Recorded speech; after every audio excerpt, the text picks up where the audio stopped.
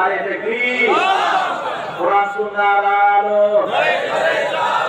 কোরআন আছে যেখানে আমরা আছি সেখানে আজকের মাহফিল আরে তাকবীর স্ত্রীর প্রতি স্বামীর আগ্রহ কমিয়ে দিচ্ছে ইনভাইট করা হচ্ছে একই বিছানায় বসে স্ত্রী বাম দিকে মোবাইল শরীফ স্বামী ডান দিকে মোবাইল শরীফকে সময় কাটাই দিতেছে স্বামী আর স্ত্রীর আলিঙ্গন কিংবা মিলন আগের মতো মহাত্মকে ধ্বংস করে দিচ্ছে কথা বলছি বদরের আঘাত মনে করে মুরব্বীরা জেগে যেতেন আর জিকির করতে করতে মসজিদে দাঁড়ায় যেতেন জামাতে কথা বলে ঠিক কিনা আর এই মসজিদে জামাতের মধ্যে ইমাম সাহেব গ্রামগঞ্জের আলাদা একটা মায়াবী সুরে কত সুন্দর করে সূরা ফাতিহা কোরআন তেলাওয়াত করতেন নামাজটা শেষ হয়ে গেলে সবাই মিলে জিকির করতেন ওই মানুষগুলো লাঙ্গল আর জোয়াল নিয়ে জমিনে যেত আর জিকির করত লা ইলাহা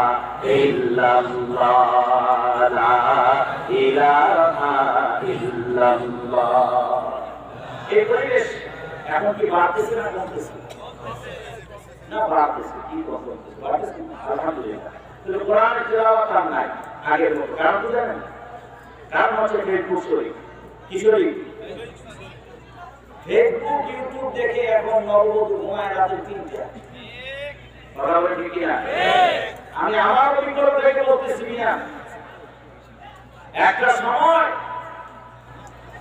কথাটা আসলে অল্প বয়সে 30-32 বছরের পুরাটা বলে কেমন মানায় জানি না পুরো বলা যাবে কিন্তু কথা বলবো সত্য কথা বলতে হবে একটা সময় এদেশের যুবক যারা নতুন বিয়ে করতে 2-3 মাস পিছিয়ে পাওয়া যেত কথা বলে ঠিক না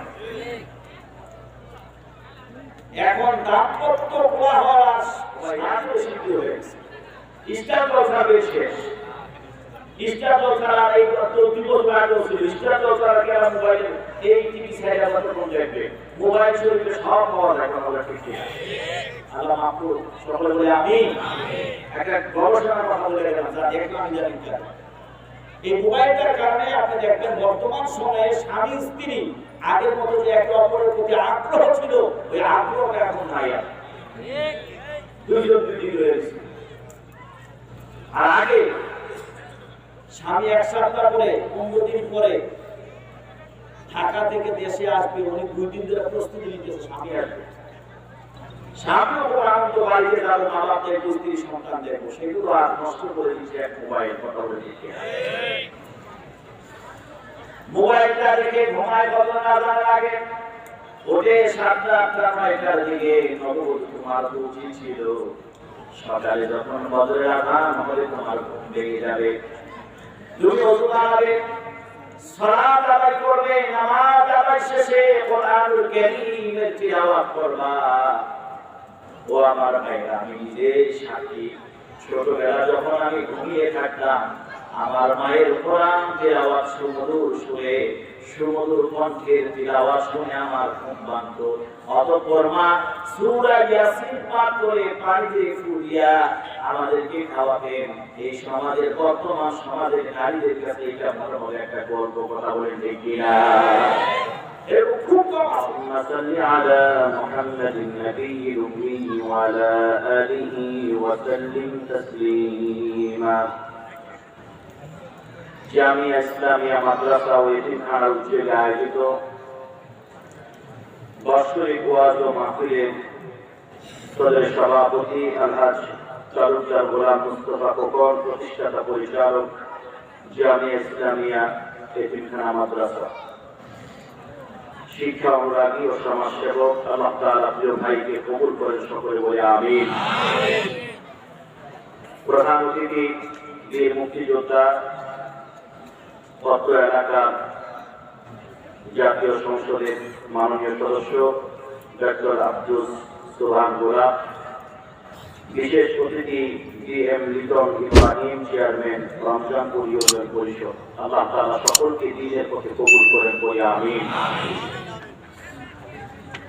মাগরিবের পর থেকে কিংবা আসরের পর থেকে নিয়ে এশা পর্যন্ত অনেক হযরত উলামায়ে কেরাম আলোচনা করেছেন আলোচনা করবেন শায়েখ মুফতি জামালউদ্দিন আমেরিকা আলোচনা করবেন আজকের প্রধান বক্তা মুফতি নাসিরউদ্দিন জুলফিকার সাহেব। আল্লাহ তাআলা সকলকে কবুল করেন বলে আমিন। মঞ্চে উপস্থিত জাতির শ্রেষ্ঠ সন্তান, জাতির বিবেক হযরত উলামা ইকরাম, অত্র এলাকার সম্মানিত ব্যক্তিবর্গ, মুরব্বিয়ান ইকরাম, মঞ্চের সামনে উপবিষ্ট ছোট কচিকাটা বাচ্চারা, যুবক ভাইয়েরা, দাড়ি পাকা মুরব্বী বাবারা, পর্দা অন্তরালে অবস্থানরত সতী সারথী সর্বেগুণে গুণান্বিত সম্মানিত মা ও বোনেরা, সকলের প্রতি আবার সালাম। আসসালামু আলাইকুম ওয়া রাহমাতুল্লাহি ওয়া বারাকাতুহু।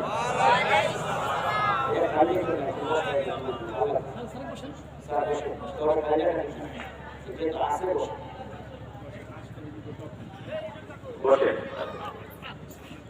সালামের জবাবে সন্তুষ্ট হওয়া যায় নাই। আওয়াজ কি আছে? দেওয়া যাবে? মাশাআল্লাহ। মাদারীপুরের মানুষদের ইসলাম প্রিয়তা বৃদ্ধি জনতা, ঠিক না? মাশাআল্লাহ।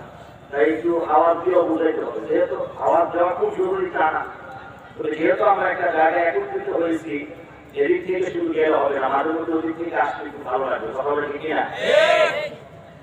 আসসালামু আলাইকুম ওয়া রাহমাতুল্লাহি ওয়া বারাকাতুহু। মাশাআল্লাহ, এবার খুব সুন্দর হয়েছে। সর্বপ্রথম কুল কায়নাতের মালিক আল্লাহ সুবহানাহু ওয়া তাআলার আলিশান দরবারে লক্ষ কোটি শুকর ও সুজুদ যে আল্লাহ রাব্বুল আলামিন আমাকে আপনাকে হায়াতে বাঁচিয়ে বিভিন্ন ধরনের বিপদ আপদ থেকে রক্ষা করে আজও এই পৃথিবীতে মুক্ত আকাশের নিচে নিঃশ্বাস নেবার তৌফিক দিয়েছেন, সুস্থতা অবস্থায় রেখেছেন, কিবা বাঁচিয়ে রেখেছেন, এখনো বেঁচে আছি, এটাই অনেক বড় পাওয়া। কথা বলেন ঠিক কিনা? কতজন হারিয়ে গেল করোনায়, কেউ পুড়ে মারা গেল, কেউ রোড অ্যাক্সিডেন্ট, কেউ স্ট্রোক করে, কেউ অসুস্থতা অবস্থায়, এভাবে করে অনেকেই চলে গেছে আপনার আশেপাশের লোকেরা। আপনি আমি কখন চলে যাই কেউ জানি না, ঠিক কিনা? তো পৃথিবীতে যত সময় বেঁচে থাকবো 100% চেষ্টা থাকবে যেন আল্লাহ তাআলার সন্তুষ্টির উপরেই চলতে পারি। এজন্যই আজকে এই আয়োজন করি। আমরা সেই মহান সত্তা শুকরিয়া আদায় করছি যিনি আমাদেরকে কোরআনের মজলিসে বসার তৌফিক দিয়েছেন। সিংহের মতো বর্জন করে আওয়াজ দিয়ে পড়ে নিই আলহামদুলিল্লাহ। লক্ষ কোটি দুরূদ ও সালাম আফতাব মদিনা, মিফতাব মদিনা, শাহ মদিনা, নবী মুকররম দু জাহান রাসা ইমামুল মুরসালিন খাতামুন নবিয়্যিন হযরত মুহাম্মদ রাসূলুল্লাহ সাল্লাল্লাহু আলাইহি ওয়াসাল্লামের উপর। আল্লাহ তাআলা আপনি আমাদের শুকরগুজারকে কবুল করেন, সকলে বলি আমিন। ভূমিকায় না গিয়ে সরাসরি আমি আলোচনায় চলে যেতে চাই। আমি কোরআনুল কারীমের সূরা আনকাবুতের ৪৫ নং আয়াতে কারিমা পাঠ করেছি, দুইটি হাদিস শরীফ পাঠ করেছি। এই দুইয়ের আলোকে আমি আজ আপনাদের সামনে কিছু কথা বলবো।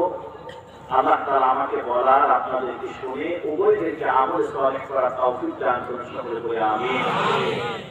আমল সালেহ করলে, তাওবা করলে, ঈমান রাখলে আল্লাহ তাআলা বলেন আমি আমার বান্দাগুলোর গুনাহ মাফ করে দেব। এটা আমার কথা নয়। সূরা ফুরকান আয়াত 69 আল্লাহ তাআলা বলেন ইল্লা মান তাবা ওয়া আমানা ওয়া আমিলা আমালান সালিহান ফাউলাইকা ইউবাদদিলুল্লাহু সাইয়্যাতিহিম হাসানাত ওয়া কানা আল্লাহু গফুরুর রহিম। তবে তারা যদি তাওবা করে, ঈমান আনে, আমল সালেহ করে, আমি আল্লাহ রাব্বুল আলামিন তাদের ভুল ভ্রান্তি গুনাহগুলো ক্ষমা করে দেব। সুবহানাল্লাহ। আর জোরে বলা ছিল সুবহানাল্লাহ। কেন করবেন? তিনি বলেন আল্লাহু গফুরুর রহিম, যিনি ক্ষমাশীল, তিনি রহিম, দয়াশীল।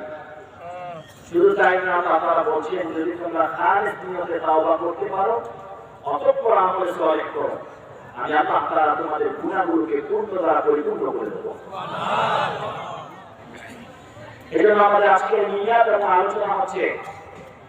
নিয়াত হচ্ছে যতক্ষণ থাকবো এখানে বসে কাউকে দেখানোর জন্য নয়, শুধুমাত্র কেবলমাত্র তীর শিকার নিয়তে আল্লাহ সন্তুষ্টির জন্য কথা বলে, ঠিক কিনা? নিয়াত সহি রাখতে হবে। যারা মাহফিল করাচ্ছেন, যারা মাহফিল করছেন করবেন, যারা শুনতে এসেছেন উভয়ের নিয়ত থাকতে হবে সহি, কথা বলে, ঠিক কিনা? কেউ বলে মুখের সাথে যদি কলসির মিল না থাকে চাপাইতে পারেন জীবন ভর, কলসি আর করবে না, ঠিক কিনা? ঠিক নিয়ত সহি না থাকে আসলেও কাজ করলেও আমলের বরকত পাওয়া যাবে না। এজন্য যিনি মাহফিল করাচ্ছেন যারা, তাদের নিয়ত হচ্ছে মানুষকে কোরআন শোনাবে। যিনি আলোচনা করতে এসেছেন তার নিয়ত হবে তিনি মানুষকে আল্লাহর দিকে আহ্বান করবে। এরকম ভাবে আলোচনা করার নিয়ত রাখা যাবে না। জীবনে একবার আইসি এমন বাস্তব আগামী দিনে মার 10টা যারা শুনতে এসেছেন তাদেরও নিয়ম থাকবে যে আল্লাহ সন্তুষ্টির জন্য এসেছি, তবে আল্লাহ তাআলা আপনার প্রত্যেকটা কদমে কদমে এগিয়ে সুবহানাল্লাহ। যাই হোক, কথা বলছিলাম যে আমরা আমলের কথা শুনবো, আমল করবো, সবসময় তাওবা ইস্তেগফার থাকবো। এই বিষয়গুলো নিয়ে আমি আজকে আপনাদের সামনে কথা বলবো। আল্লাহ তাআলা বলেন সূরা আনকাবুত আয়াত নম্বর 45, কুল্লু মা উহিয়া ইলাইকা মিনাল কিতাব ওয়া আকিমিস সালাহ ইন্না সালাতা তানহা আনিল ফাহশাই ওয়াল মুনকার ওয়া লাযিকরুল্লাহি আকবার ওয়াল্লাহু ইয়া'লামু মা তাসনাউন। হে রাসূল, আপনি পাঠ করুন যে আপনার উপরে নাযিল করা হয়েছে, সালাত কায়েম করুন, নিশ্চয়ই নামাজ অশ্লীল ও মন্দ কাজ থেকে বিরত রাখে, ওয়া লাযিকরুল্লাহি আকবার, আল্লাহর স্মরণ হচ্ছে সবচেয়ে বড় জিনিস, সবচেয়ে বড় জিনিস, সুবহানাল্লাহ। তারপর আল্লাহ বলেন তোমরা যা করো আমরা যা করি এই সম্পর্কে তিনি খবর রাখেন, তিনি জানেন। হযরত আনাস বিন মালিক রাদিয়াল্লাহু তাআলা থেকে বর্ণিত যে হাদিসটি রয়েছে, ইন্না লিল্লাহি আযজা ওয়া জাল্লা আহলিনা মিনান নাস ক্বালু মান ইয়া রাসূলুল্লাহ আহলুল কুরআন আল্লাহ। আল্লাহ নবী সাল্লাল্লাহু আলাইহি ওয়াসাল্লাম বর্ণনা করেন পৃথিবীতে এমন কিছু মানুষ আছে যারা আল্লাহর পরিবারের অন্তর্ভুক্ত। সুবহানাল্লাহ বলেন, সুবহানাল্লাহ। কার পরিবারের অন্তর্ভুক্ত? বড় দামি কথা কিন্তু। এই এলাকায় মেম্বার চেয়ারম্যান হইলে ওনার পরিবারের বা আত্মীয় স্বজন কেউ হইলে ওনার দেখলে 3 বারের জায়গায় 6 বার খাওয়াতে নাজারি পঞ্চাশ লাখ কথা বলতে কি না? এমপি, মন্ত্রী, মিনিস্টার, প্রাইম মিনিস্টার, রাষ্ট্রপতি, অনেক কথা। তাহলে যিনি সকল ক্ষমতার মালিক, সকল ক্ষমতার উৎস, তিনার পরিবার অন্তর্ভুক্ত। আর বলছেন যে হাদিসের গুরুত্ব বোঝানোর জন্য আপনাদের কথা বলছি, তৈরি করে নেওয়ার জন্য, যে 63 বছরের জিন্দেগিতে আল্লাহর কথা ছাড়া নিজের পরিবারের একটা কথাও বলেন নাই। 63 বছরের জিন্দেগিতে তিনি একটি মিথ্যা কথা বলেন নাই। তিনি আমার আপনার নবী সাল্লাল্লাহু আলাইহি ওয়াসাল্লাম। সুবহানাল্লাহ বলেন, সুবহানাল্লাহ। সেই নবীর কাছে বলছেন পৃথিবীতে কিছু আছে, পৃথিবীতে এমন কিছু লোক আছে যারা আল্লাহর পরিবারের অন্তর্ভুক্ত। সুবহানাল্লাহ, সুবহানাল্লাহ। কার পরিবারের? আল্লাহ। এর দুই আল্লাহর নাম নেই, কার? আল্লাহ। আর কেউ বলে কার? আল্লাহর পরিবারের অন্তর্ভুক্ত। আল্লাহর নাম জুড়ে নিন, যত জুড়ে পারেন আল্লাহর নাম অন্তর থেকে একটা হিম্মত নিয়ে নিলেন, দেখবেন শয়তান তত দূর হাসতে কথা বলে, ঠিক।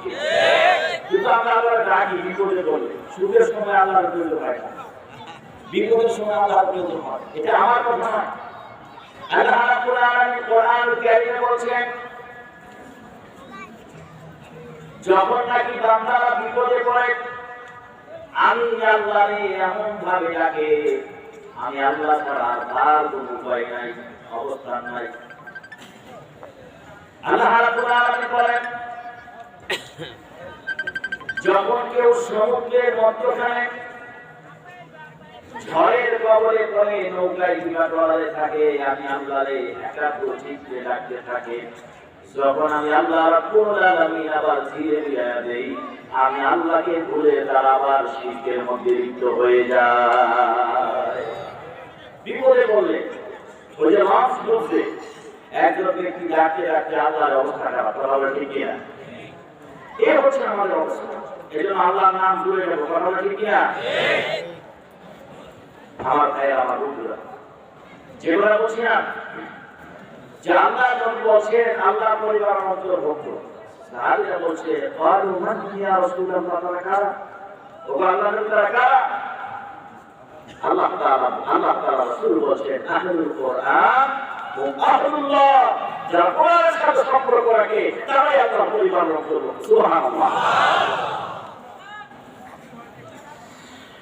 আরেকটি হাদিস শরীফ পড়েছি, আয়াতের সাথে সংশ্লিষ্ট সেই আয়াত যেটা আমি আপনাদের সামনে তিলাওয়াত করলাম। আল্লাহ তাআলা রাসূল বলতেছেন যে নামাজ ছেড়ে দিল সে কুফর করলো, আর যে নামাজ আদায় করলো সে যেন মুমিনের হক আদায় করলো। নামাজ ছাড়া আর ধরার মধ্যে মুমিন আর মুশরিকের মধ্যে অর্থাৎ বিদ্রোহী করতে পার্থক্য। এই হচ্ছে আমার আজকের আলোচ্য বিষয়। এর উপরে আমি কিছু কথা বলবো। আপনারা কি শোনার প্রস্তুত আছেন? ইনশাআল্লাহ। হাত তুলে আল্লাহ দেখা যাবে। নারে তাকবীর। কোরআন সুন্নাহর আলো, কোরআন আছে যেখানে, আজকের মাহফিল নারে তাকবীর। মাশাআল্লাহ মাশাআল্লাহ, আল্লাহ তাআলা কবুল করেন বলে আমিন।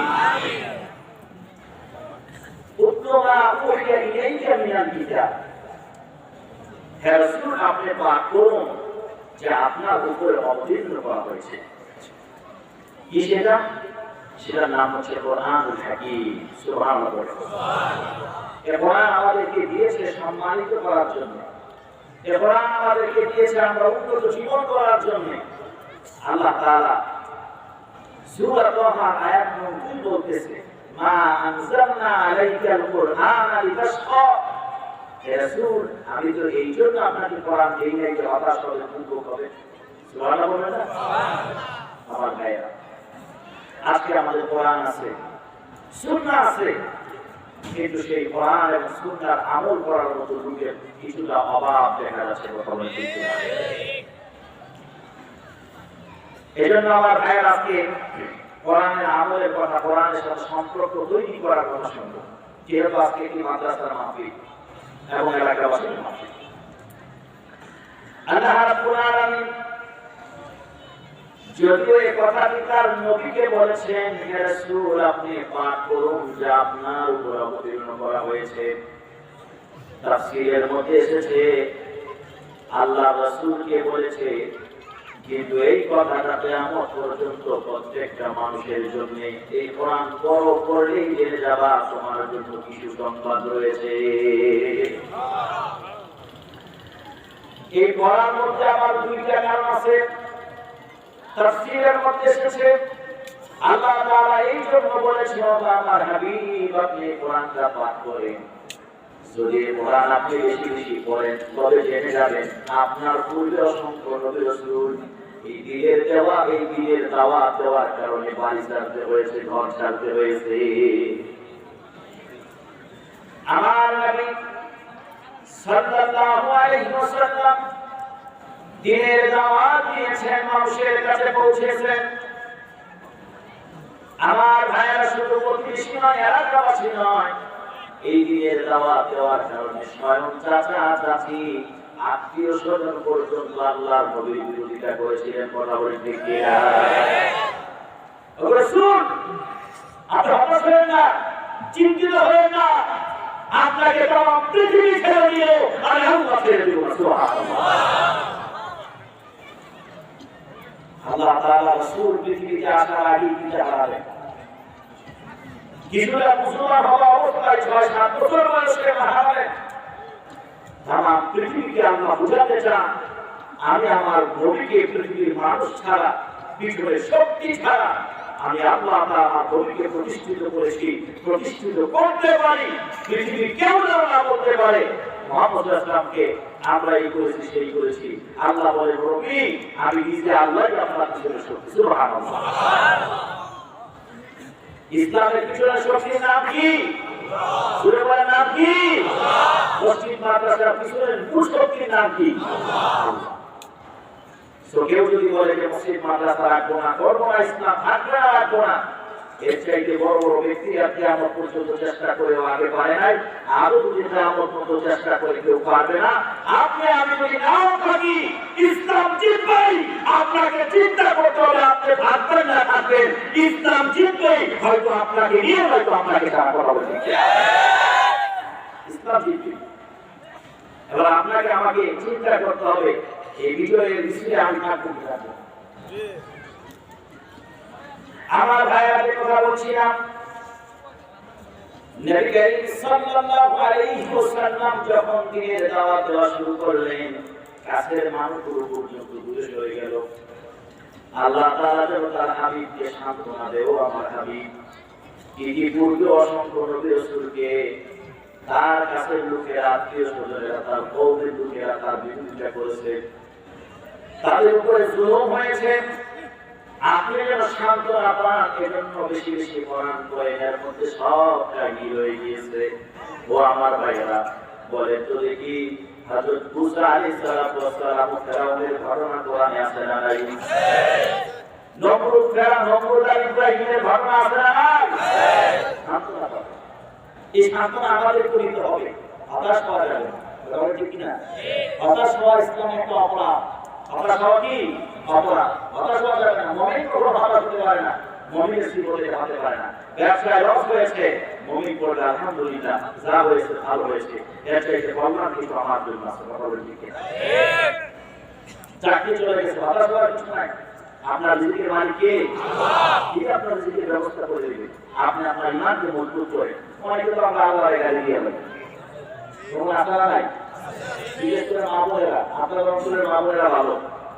আমরা অনেক দেখেছি এরকম, বৃষ্টি আসছে সেদিনই ধান রোদ শুকাবার জন্য দিচ্ছে, রোদে বৃষ্টি আসতেছে, তাড়াতাড়ি করে ধান উঠেছে আর বলতেছে আল্লাহ এখানে আমি ধান রোদে দিলেই দেবে, ওই দিনই বৃষ্টি আসে। নাউযুবিল্লাহ বলে এগুলো বলা যাবে? এজন্য আমার ভাইয়েরা হতাশ হওয়া যাবে না। যে কথা বলছি না, যে কোরআনের মধ্যে হযরত মুসা আলাইহিস সালাম এবং ফেরাউনের ঘটনা আছে না নাই? ছোট্ট করে একটু বলছি আপনাদেরকে মোটিভেশন করার জন্য। হতাশ হওয়া যাবে না, ইসলামের বিজয় হবে। কথা বলে ঠিক কিনা? এটা একটা বিজয়। এটা আমাদের আজকের প্রধান অতিথি, এই যে আমাদের সভাপতি, বিশেষ অতিথি, এলাকার মুরব্বী যারা মিলে আজকে কোরআনের তাফসীর করতেছে, কোরআনের দাওয়াত মানুষদেরকে দিচ্ছেন, এটা আমরা সম্মিলিতভাবে ইসলামকে এগিয়ে নিয়ে যাচ্ছি সুন্দরভাবে। কথা বলে ঠিক কিনা? সবাই আমরা আমরা করছি আমরা পুরো বৈরিতা নয়, কারো বিরোধিতা নয়, ভালোবাসা মায়া মহব্বত দিয়ে আমরা সকলেই সামনে এগিয়ে যাব। কারণ আমরা যারা মুসলমান সকলেই আল্লাহর গোলাম, নবীর উম্মত, আমরা সকলেই জান্নাত প্রত্যাশী। কথা বলে ঠিক কিনা? কিছু কিছু ক্ষেত্রে বিষয়টি হয়ে যায়, এগুলো ঠিক করে নিতে হবে, কোনো সমস্যা নেই। আমরা একে অপরে ইনশাআল্লাহ মিলেমিশে চলবো। আল্লাহ তুমি তাওফীক দাও, বলি আমিন। যে কথা বলছিলাম, ছোট্ট করে একটু বলি, আল্লাহ তাআলা সাহায্য কি? হযরত মুসা আলাইহিস সালাম এবং তার অনুসারীদেরকে তিন দিক দিয়ে ফেরাউনের বাহিনীরা ঘেরাও করে ফেলেছে। কোরআন কারীমের মধ্যে ইরশাদ হয়েছে, ক্বালা আসহাবু মুসা ইন্না লামুদরাকুন। হযরত মুসা আলাইহিস সালাম সঙ্গীরা বলতেছে, ও আল্লাহর নবী, আমরা এবার শেষ। তিন দিক দিয়ে ফেরাউন, তার বাহিনী, আর একদিকে হচ্ছে নদী। ওদিকে গেল মার, এদিকে গেল নদী, দুটো মত। কথা বলেন ঠিক কিনা? আল্লাহ নবী মুসা আলাইহিস সালাম হতাশ হন নাই। হতাশ নবী কিংবা মুমিনদের কাজ নয়, সেটা বলতেছিলাম। আমার বাবুরা, অনেক সময় আপনারা হতাশ হয়ে যান, ছেলে পরীক্ষায় বুঝে রেজাল্ট ভালো করে নাই, স্বামী থেকে ইনকাম নাই, চাকরি চলে গেছে, হতাশ হয়ে যান। আজ থেকে 50 বছর আগে ইতিহাস খুঁজেন, আজ তো আপনার ঘরে ঘুমাবার জন্য একটা খাট আছে, একটা ভালো বালিশ আছে। আজ থেকে 50 বছর পূর্বে এমন ছিল, মানুষ ভালো করে খেতে পারে নাই, খাবার এরকম ছিল না, ঘর বাড়ি ছিল না, পরিস্থিতিটা এরকম ছিল। কথা বলে ঠিক কিনা? এখন তো অনেক কিছু আছে, হতাশ হওয়া যাবে না, শুকর গুজার বান্দা বান্দী হতে হবে। আল্লাহর নবী হযরত মুসা আলাইহিস সালাম হতাশ হলেন না, তিনি বললেন, আল্লাহ কখনো নয়, ইন্না মা'ইয়া রাব্বি সায়াহদিন, আমি যেই প্রতিপালকের ইবাদত করি, যিনি আমার সব প্রয়োজনকে পূরণ করে দেন, নিশ্চয়ই তিনি আমার জন্য রহমতের রাস্তা খুলে দেবেন। নিশ্চয়ই তিনি আমার রাস্তা খুলে দেবেন। আল্লাহু আকবার, আল্লাহু আকবার। আল্লাহ বলে দেন নাই, কেমনে বললেন? আল্লাহ তাআলা বলেন, আমার নবী প্রিয়তম নবী, আনিদরিবি আসাকাল বাহার, তোমার হাতে যে লাঠিটা আছে তা দিয়ে তুমি নদীর পানিতে আঘাত করো। নজরের খবর করবে, আরে লাঠি পানিতে মারলে কি হবে, মাথায় মারবো, কথা বলছি কিনা? কিন্তু আল্লাহর নবীর কাছে খবর আছে, ওই যখন এসেছে আল্লাহ যেহেতু বলেছেন পানিতে আঘাত করলে আঘাত করলেন। আল্লাহ রাব্বুল আলামিন হযরত মুসা আলাইহিস সালাম এবং তার অনুসারীদের জন্য একটা, দুইটা, তিনটা নয়, আল্লাহ তাআলা ওই নদীর মধ্যে, নীল নদের মধ্যে একটা, দুইটা, তিনটা নয়, 12টা রাস্তা আল্লাহ বের করে দিয়েছে। আল্লাহু আকবার। আমার ভাইরা, আমার বন্ধুরা, এজন্য বলছি হতাশ হওয়া যাবে। আল্লাহ তুমি আমাদের কবুল করে বলে আমিন। আল্লাহ তাআলা বলছেন, আমার নবী আপনাকে বলুন, সান্ত্বনা পাবেন। আমরা আপনাদেরকে আজ বলে যাচ্ছি, কোরআনটা ধরুন, কোরআনটা পড়ুন, বুঝুন, ইনশাআল্লাহ তাআলা আপনি হতাশ হবেন না। যত পড়বেন তত বেশি উজ্জীবিত হবেন, তত বেশি আপনার মনের ভিতরে শক্তি পাবেন, আপনি সতেজ হবেন, আপনার মন নরম থাকবে, দিল নরম থাকবে, সব কিছু ভালো লাগবে। কোরআনের বরকতে কথা বলতে কি কোরআনটা কি জানেন? এই যে একটা মোবাইল, এই মোবাইলের ভিতরে সিম আছে, আমাদের এই মোবাইলের কোনো দাম নাই, কথা বলতে কি না? কিন্তু সিম থাকলে কি হবে, যদি নেট না থাকে আপনি দুনিয়া থেকে বিচ্ছিন্ন, কথা বলতে কি না? কিন্তু সিমও আছে, নেটও আছে, টিভিও আছে, মোবাইল তো কাজ করতেছে না। মোবাইলও ভালো, তারা কিন্তু ভালো করে খেয়াল করে বুঝবে, মোবাইলটাও ভালো দামি মোবাইল, সিমও আছে, নেটও আছে, কিন্তু মোবাইল চলতেছে না। কারণ কি বলেন তো ভাই? চার্জ নাই। এই চার্জ যদি না থাকে মোবাইলটা আমি বলবো দাম নাই, সিম থাকলেও আপনার, নেটওয়ার্ক থাকলেও দাম নাই, কারণ আপনার মোবাইলে চার্জ নাই, তো আপনার বিল নাই। কথা বলে ঠিক আছে? মোবাইলটা যখন আপনি চার্জে বসালেন, চার্জ হয়ে গেল, এবার আপনার সিমও কাজ করে, হোয়াটসঅ্যাপ কাজ করে, ভাইবার কাজ করে, মেসেঞ্জার কাজ করে, ইউটিউব কাজ করে, টুইটার কাজ করে। কথা বলে ঠিক কিনা? ও আমার ভাইরা, যারা মুমিন হয়েছে, মুসলমান হয়েছি, যদি কোরআনটাকে ধরতে পারি, পড়তে পারি, বুঝতে পারি, আমি বলে দিচ্ছি ভাই আমার, তোমার কপাল খুলে যাবে। আল্লাহ রাব্বুল আলামিন তোমাকে কোরআনের বরকতে সব কিছু আসান করে দিবে। যেমনি ভাবে চার্জ ছাড়া মোবাইল চলে না, ঠিক তেমনি ভাবে মুমিন হৃদয়ও আনন্দিত হতে পারে না, আলোকিত হতে পারে না এই সমাজ যদি কোরআন না থাকে। এজন্য এই কোরআনটাকে পড়তে হবে, কোরআনটাকে বুঝতে হবে ভাইরা আমার। কোরআন দিয়া জীবন গঠন করতে হবে। যদি আমরা কোরআন দিয়া জীবন গঠন করি, কোরআনের সাথে সম্পর্ক রাখি ভাইরা আমার, ইতিপূর্বে কোরআনের কারণে যারা সম্মানিত হয়েছে, আল্লাহ রাব্বুল আলামিন আপনাকে আমাকে সম্মানিত করে দেবে। কথা বলে ঠিক কিনা? এজন্য আজ থেকে ইরাদা করতে হবে, এ কোরআন অনেক দিন হয়ে গেছে ধরি না, পড়ি না। ওই যে কোরআনটাকে, মলাপের কোরআনটাকে একটা কাগজ, একটা কাপড় দিয়ে আর গিলাপ বানালাম, রেখে দিয়েছে, কোরআনটা এখনো ধরি না। কেমন আছে না ভাইরা আমার? অথচ একটা সময় এই গ্রাম, আপনি কোরআন তেলাওয়াত করেন, ফুলিয়া পানি খাওয়ান, এই কথা আল্লাহ রাব্বুল আলামিন কোরআন বলেন, ওয়া নুনাজ্জিলু মিনাল কুরআনি মা হুয়া শিফাa'un ওয়া রাহমাতুল লিল মুমিনিন। আল্লাহু আকবার। আল্লাহ বলেন, কোরআন আমি নাযিল করেছি রহমত হিসাবে, শিফা, ঔষধ হিসাবে মুমিনদের জন্য। চিল্লায় বলেন আল্লাহু আকবার। এই সমাজে এরকম অনেক নারী আছে, সন্তান একটু অসুস্থ হয়েছে, শাশুড়ির লোকে, জামাইয়ের লোকে ঝগড়া লাগাই দেয়, বলে টাকা তো তাড়াতাড়ি আমি আমার সন্তানকে হাসপাতাল নিয়ে যেতে হবে।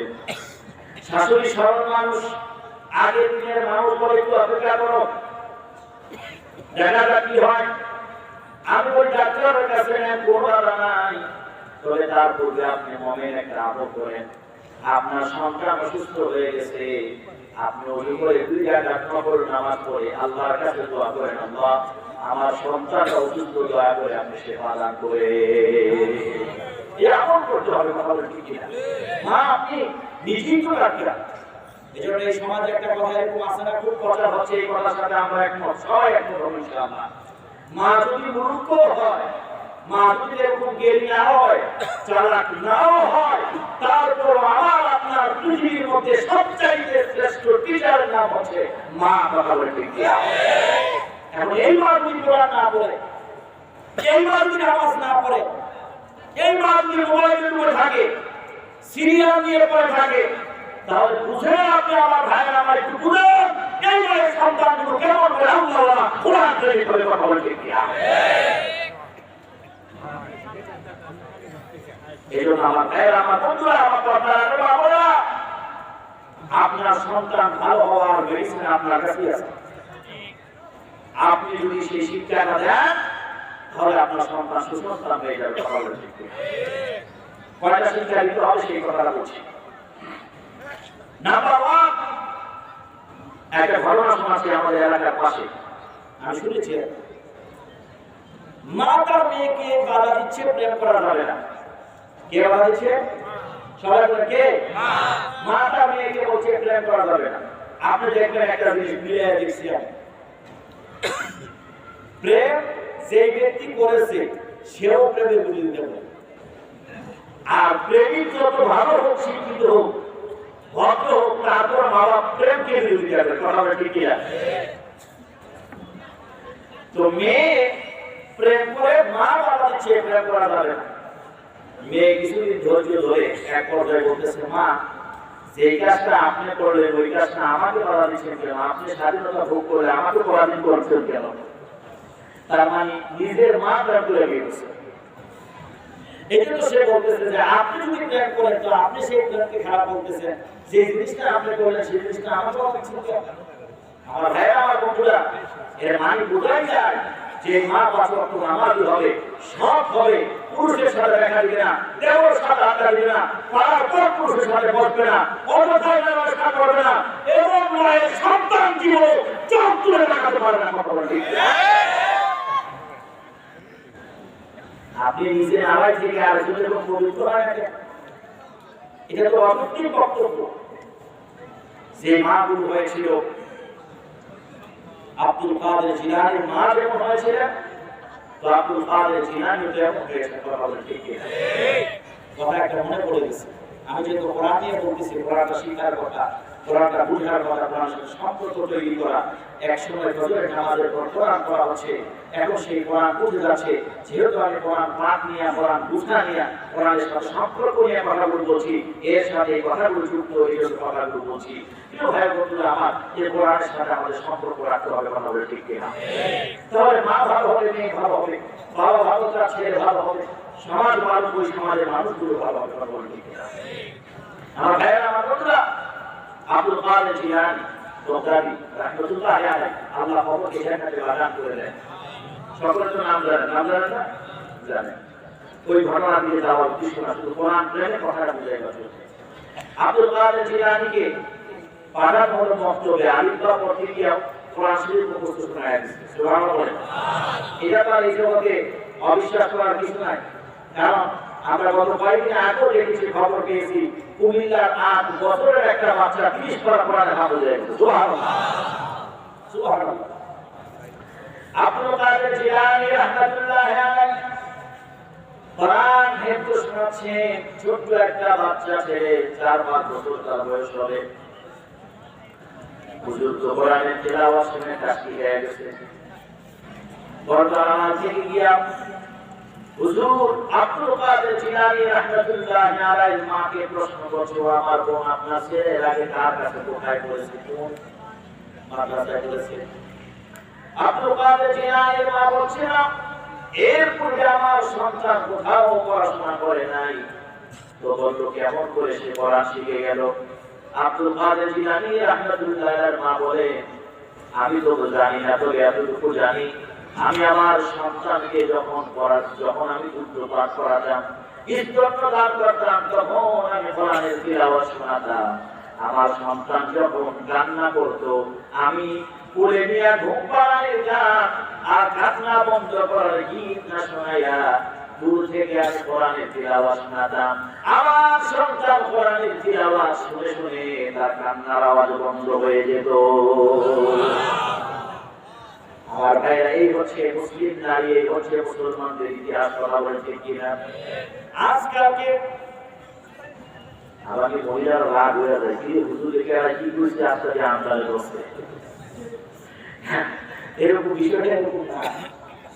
কিন্তু আজকাল এরকম দেখা যায় যে সন্তানের কান্না বন্ধ করতে গিয়ে কোরআন শোনার কথা মোবাইল দিয়ে রাখে। এই যন্ত্রণা ভালো লাগে না, মোবাইল দিয়ে কাছে ভালো। কথা বলছে কিনা? সেও নাকি কান্না বন্ধ করে না, ভাতও মুখে নেয় না, হিন্দি কান্না শোনে। আপনি সমাজের মানুষ, বাস্তব কথাগুলো বলছি। বিজু হচ্ছে এই জন্য নাম নিয়ে বলতেছি না। প্রতিবেশী, আশেপাশের মানুষ, বন্ধু বান্ধব, গ্রাম বাহিরে, পত্র পত্রিকা খোঁজ খবর তো কম বেশ রাখতে হয়, নাইলে তো দেশ জোড়ায় খাওয়া যাবে না। কথা বলতে কিনা? শুধু তাই নয় তো, মা এক মোবাইলে বলেছে, মেয়ে কান্দে, মেয়ের কান্না বন্ধ করার জন্য মোবাইল দিয়ে আসে, ও দুলায় যান, ও ওর সিনেমা দেখতেছে। কথা বলতে কিনা? এই মেয়ে, এই ছেলে দিয়ে নিয়ে আপনি চিন্তা করতেছেন পরকাল, আখিরাত কিংবা দুনিয়াতে শেষ করে সুখে খাবেন না। আপনার এই ছেলে সন্তানটা আপনার বৃদ্ধাশ্রমে পাঠাবে। কথা বলে ঠিক কিনা? এর থেকে পরিত্রাণ কি? আমার ভাইয়েরা থেকে পরিত্রাণ শুনে নেন। আজকে যারা মাঠে এই কি ব্যাপারটা কি বুঝলাম না, আওয়াজ করলে তো আমি আওয়াজ করতে পারছি না।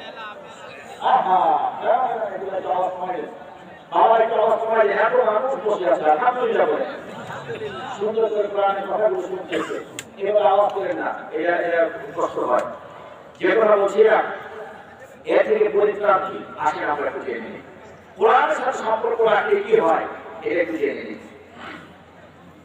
যারা এসেছেন আমার ভাইয়েরা, আমার মা বোনেরা, বিনয়ের সাথে বলছি, দরদ নিয়ে মহাত্মক কথাগুলো বলছি, এগুলো মানে ইনশাআল্লাহ তাআলা অবশ্যই আপনি ইনশাআল্লাহ তাআলা আপনার ঘর, আপনি, আপনার সন্তান, আপনার পরিবার, আপনার সমাজ ভালো থাকবে ইনশাআল্লাহ।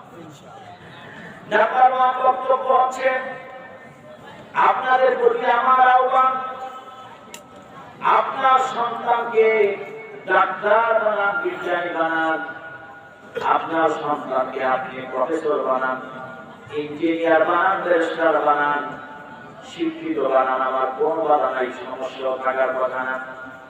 কিন্তু আমার বক্তব্য হচ্ছে, আপনাদের প্রতি আমার আহ্বান হচ্ছে, ছোটবেলা থেকেই আপনি আপনার সন্তানটাকে অন্ততপক্ষে 1টা বছরের জন্য নুরানি মাদ্রাসায় দিয়ে দেন, যেন আপনার সন্তান সহি শুদ্ধভাবে কোরআন পড়তে পারে, ওযু জেনে যায়, ফরজ গোসল জেনে যায়।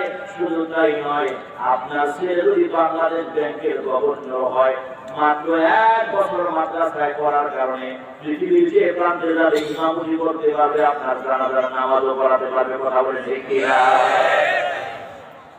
আপনার জানাজার নামাজ পড়াতে পারবে। আর কোরআন দিয়ে থাকার কারণে আর যাই হোক, আপনার সন্তান আপনাকে ভুলবে না, কোরআন ভুলতে দিবে না।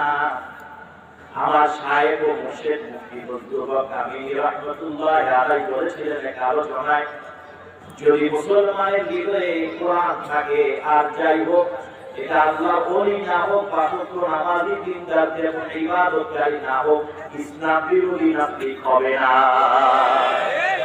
ইসলাম বিরোধী হবে, নাস্তিক হবে না, যদি কোরআন এই হৃদয়ের মধ্যে থাকে। কথা বলে ঠিক কিনা? কোরআন এই হৃদয়ে থাকতে হবে। আমার ভাই, আমার বন্ধুরা, এই যে 2 বছর করোনা চলে গেল, ডিজিটাল পদ্ধতিতে পড়ালেখা কেউ তো করছে, কেউ করে নাই, আবার অপভাষ হয়েছে। কথা বলে ঠিক কিনা? ও আমার ভাইরা, এই 2 বছর যে করে নাই, তাতে আপনার ছেলে মেয়েরা বড় মূর্খ হয়ে গেছে। ঠিক যেমনি ভাবে যদি আপনার সন্তানকে 4 বছর বয়সে 5 বছর একটা বছর যদি লস হয়, এটা তো লস হওয়ার কথা নয়, বরং দুনিয়া আখিরাত কল্যাণ হওয়ার বছর কথা হবে, ঠিক কিনা? একটা বছর যদি পিছিয়েও যায় ক্লাসে, আপনার ওই ছেলেটাকে মাদ্রাসার মক্তবে পাঠায়া দেন, নুরানি মাদ্রাসায়। একটা বছর সে জেনে যাবে কোরআন পড়া কি জিনিস। এরপর যদি দেখে আপনার ছেলেটা কোরআন ভালো করতে পারে, মুখস্থ করতে পারে, তার হাফেজ আলেম বানায়া দেন।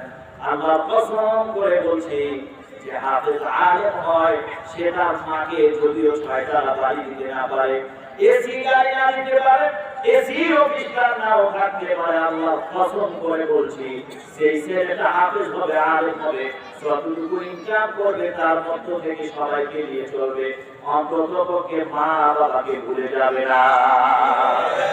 বাবাকে ভুলে যাবে না।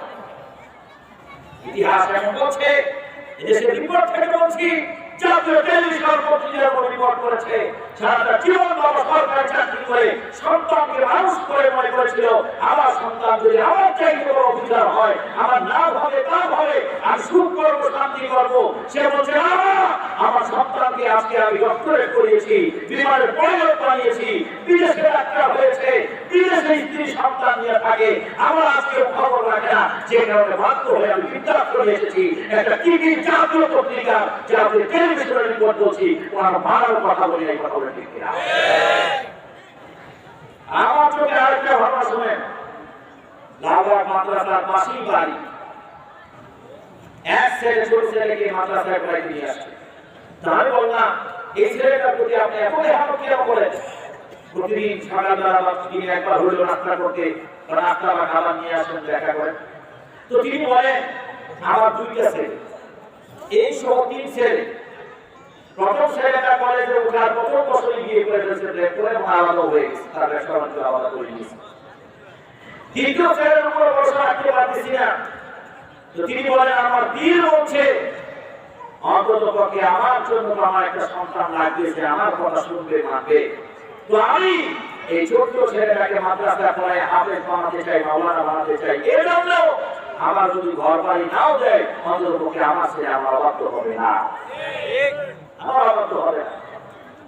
আমার ভাইয়েরা, হাফেজ আলেম মাওলানা মুফতি মুহাদ্দিস কিংবা কোরআন যাদের দিনে আছে, ভদ্র সভ্য মানুষ, শিক্ষিত, টিচার হতে পারে, তিনি ডাক্তার হতে পারে, বিন্দু পরিমাণ কোরআনের মূল সভ্য শৃঙ্খলা শিক্ষা আরো আখলাক যারা পেয়েছে, তারা মাকে দূরে সরিয়ে দিয়ে দূরের কথা মায়ের পায়ে চুমু খাবে, বলেন ঠিক কিনা? আরেকজন লাগবে সুশিক্ষা, দিন শিক্ষা, কোরআনের শিক্ষা। এটাই আপনাকে বোঝাতে চাচ্ছি। আপনার ছেলে ইঞ্জিনিয়ার বানাতে হবে, আমার একজন ইঞ্জিনিয়ার প্রয়োজন আছে, কারণ আমাকে তো বাড়ি বানাতে হবে, কথা বলে ঠিক কিনা? আমাকে তো দেখতে হবে, অসুস্থ হলে তো আমাকে চিকিৎসা করতে হবে, আমাকে প্রেসক্রিপশন দিতে হবে, এই জন্য আমার